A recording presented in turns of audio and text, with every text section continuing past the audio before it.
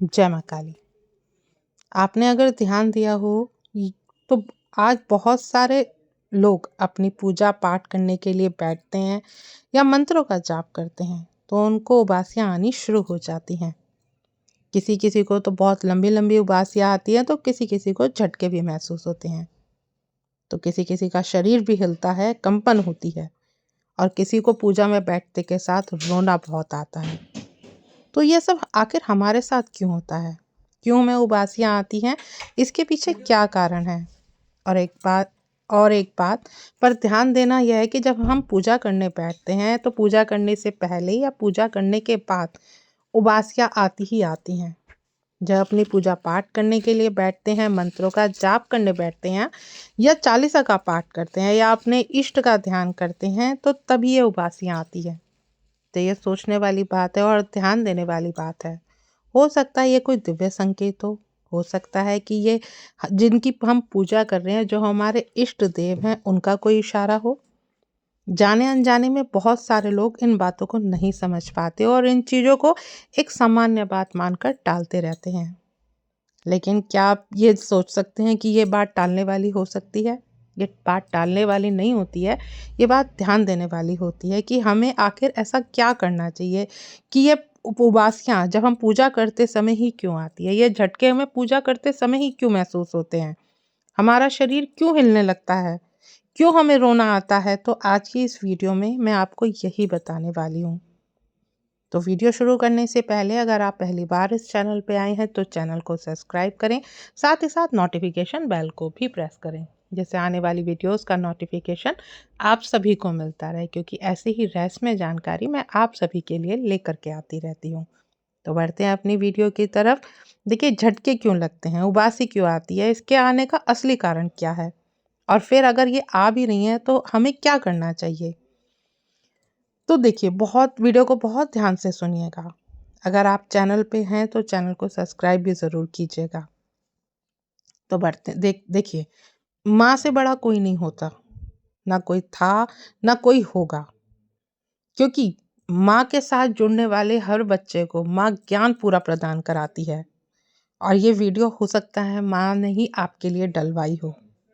तो सबसे पहले बात ये बता दूं कि ये उबासियाँ आना, झटका आना, शरीर हिलना, रोना, ये सभी चीज़ें उन्हीं के साथ होती हैं जो ज़्यादा पूजा पाठ करते हैं, जिनके भाव सच्चे और पवित्र होते हैं, जो नियम से मंत्रों का जाप करते हैं, अपनी साधना करते हैं, ध्यान करते हैं और माता काली के प्रति या अपने इष्ट के प्रति सच्चा प्रेम करते हैं। किसी साधारण इंसान को ये चीज़ें अनुभव ही नहीं होती, क्योंकि उनका शरीर इतना उन संवेदनशील नहीं होता, ना ही उनकी पूजा पाठ जागृत हुई होती है। लेकिन जो साधक, जो भक्त निरंतर पूजा पाठ मंत्रों का जाप करते हैं, माँ के प्रति सच्चे भाव रखते हैं, माँ के प्रति प्रेम अधिक गहरा होता है, तो ये अनुभव सिर्फ उन्हीं लोगों को प्राप्त होता है। और माता काली ये हमें दिव्य संकेत देती ज़रूर हैं। देखिए, जब भी वो हमारे आसपास होती हैं तो अपने आसपास होने का संकेत भी माता काली हमें समझाती हैं। जब हम काफ़ी लंबे समय से मंत्रों का जाप, साधना, अपनी पूजा पाठ करते हैं तो हमें उबासियाँ आनी शुरू हो जाती है, रोना आता है, तो ये एक पॉजिटिव संकेत है। मैं ये सिर्फ माता काली के लिए नहीं बोल रही हूँ, जो भी अपने इष्ट से जुड़ा हुआ है, चाहे वो हनुमान जी महाराज हों, बाबा भोलेनाथ हों, भैरव बाबा हों, या जिस भी इष्ट की आप पूजा कर रहे हैं, जब आप उनके लगातार मंत्र जाप पूजा पाठ करते हैं तो आपको उबासियाँ और रोना आता है, तो इसका मतलब है कि आपके इष्ट की ऊर्जा आप सभी को प्राप्त हो रही है, आपके शरीर के अंदर वो ऊर्जा समा रही है। और जब हम निरंतर मंत्रों का जाप करते हैं तो हमें लंबी लंबी उबासियाँ आती हैं, छोटी छोटी उबासियाँ आती हैं, तो इसका मतलब है कि ईश्वरीय ऊर्जा हमारे आसपास प्रवाहित हो रही है, हमारे अंदर उस ऊर्जा का प्रवाह अब तेजी से हो रहा है और यह ऊर्जा मूलाधार चक्र से उठकर ऊपर की तरफ जा रही है। कई बार हमें उबासियाँ छोटी भी आती हैं, बड़ी भी आती हैं। यह सोने वाली उबासियाँ नहीं होती हैं, ये एक दिव्य संकेत है और बहुत शुभ संकेत है। जब हमारी पूजा पाठ मंत्र जाप जब काम करने लगते हैं, जागृत होने लगते हैं, तो जो निगेटिविटी हमारे अंदर होती है वो अब बाहर निकल रही होती है। और हमारे चक्र, या ये भी बोल सकते हैं कि जो हमारे चक्र में अशुद्धि है, वो अशुद्धि अब साफ हो रही होती है, जो ब्लॉकेज हैं वो हट रहे होते हैं। इस बात का हमेशा ध्यान रखना चाहिए कि जब भी आप शुरू-शुरू में पूजा पाठ करते हो, मंत्रों का जाप करते हो, तो ये उबासियाँ आपको नहीं आती हैं। जब आपको थोड़ा समय व्यतीत हो जाता है, थोड़ा समय 5-7 हफ्ते गुज़र जाते हैं, जब आपका मन अपने इष्ट के प्रति बढ़ जाता है, तो ये उबासियाँ आपको आने लगती हैं, और उबासियाँ के साथ-साथ आपके अंदर और भी बहुत सारे परिवर्तन आते हैं। अब आप और भी धार्मिक होने लगते हैं, आप दूसरों को सम्मान देने लगते हैं, आप गलती से भी किसी का बुरा करने की नहीं सोच पाते। आप अपनी पूजा पाठ में पूरा मन लगाते हैं, आपका मन पूजा पाठ में, मंदिर जाने में, अपने इष्ट के सामने बैठ कर के उनसे बातें करने में, उनके सामने रोने में या उनके भजन सुनने में लगता है। और अगर आप उनका कोई भजन सुनने से अगर आपको कोई रोकता भी है, तो आपको गुस्सा आता है। आप सुबह अब जल्दी उठने लगते हैं, आपको साफ-सफाई में रहना अच्छा लगने लगता है। अगर कोई माता काली की या माँ दुर्गा की सेवा कर रहा है, तो वो साधक देखेगा कि उसके मन में खुद भी ये मन करता है कि माँ को श्रृंगार के साथ-साथ वो खुद भी श्रृंगार धारण करे। खुद भी बहुत अच्छे से तैयार होकर के रहे, खुद भी वो बहुत साफ-सुथरा रहने लगने शुरू हो जाता है। और जब आप इस पथ पर चलने लगते हैं, तो आपके पास जो आपके कामों में अवरुद्ध आ रहा था, वो अवरुद्ध अब धीरे-धीरे खत्म होने लगता है। नए-नए रास्ते निकलने लगते हैं। आप माता काली के लिए या माँ दुर्गा के लिए, जिस भी इष्ट की आप सेवा कर रहे हैं, उनके लिए आपके मन में तड़पन हो जाती है। आप उनसे अपने भावों को व्यक्त करने लगते हैं, और यह सब बदलाव आपके अंदर धीरे-धीरे आने लगता है, जैसे ही आप अपने जप-तप में आगे बढ़ते हैं। जैसे ही आप मंत्रों का जाप करते हैं, चालीसा का पाठ करते हैं, आपका मन होता है जिस भी इष्ट की आप सेवा कर रहे हैं, उनके व्रत रखें।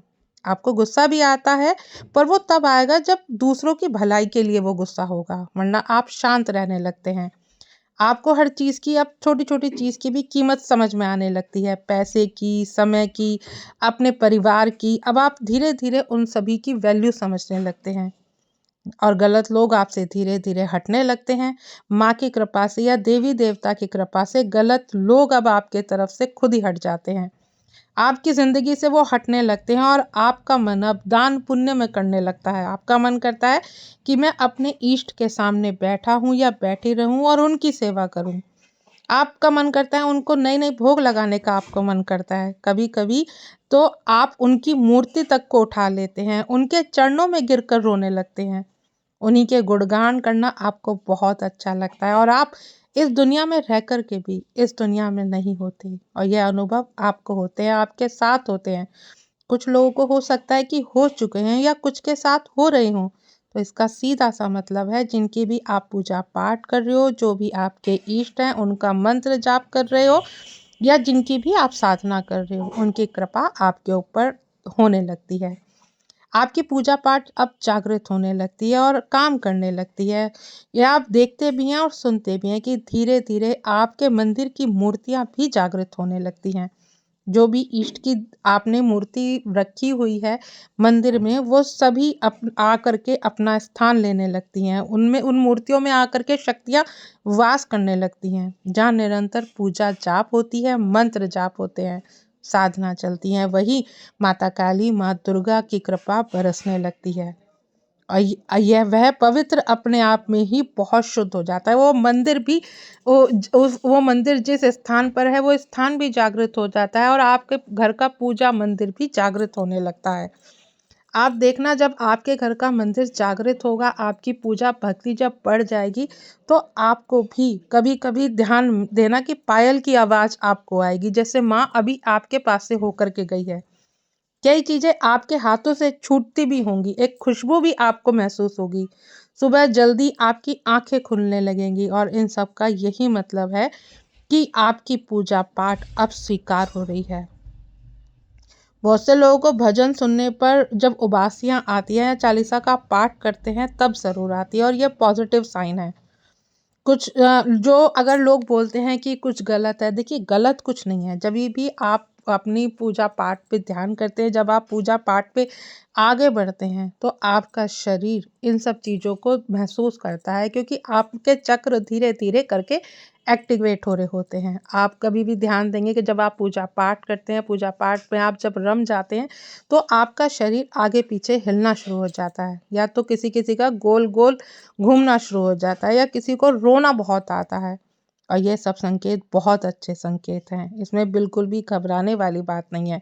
ये बहुत अच्छा साइन है कि आप सही रास्ते पर हो और आप अपने इष्ट से जुड़ चुके हो। बस आपको ऐसे ही बढ़ना है, माँ से अरदास करनी है कि जिस पथ पे माँ ने आपको चलाया है, माँ उसी पथ पे आपको आगे लेकर के जाए। किसी प्रकार का कोई घमंड, कोई अहंकार आपके अंदर ना आए, और आपको बार बार माँ का धन्यवाद करना है, क्योंकि उन्होंने आपको चुना है।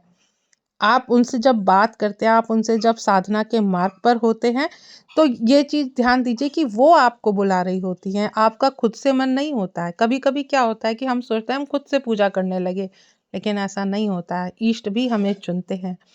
तो उसी तरह से जब माँ आपको चुनती हैं, तो माँ आपको ये सारे अनुभव कराती हैं। तो बस आपको अपनी पूजा पाठ पे ध्यान देना है, पूजा बढ़ानी है, माँ की सेवा अच्छे से करनी है और माँ की आरती ज़रूर करनी है। तो आशा करती हूँ आज की जानकारी आपको समझ में आई होगी। जानकारी अगर अच्छी लगे तो वीडियो को लाइक शेयर करना ना भूलें। मिलती हूँ नेक्स्ट वीडियो में। जय माँ काली।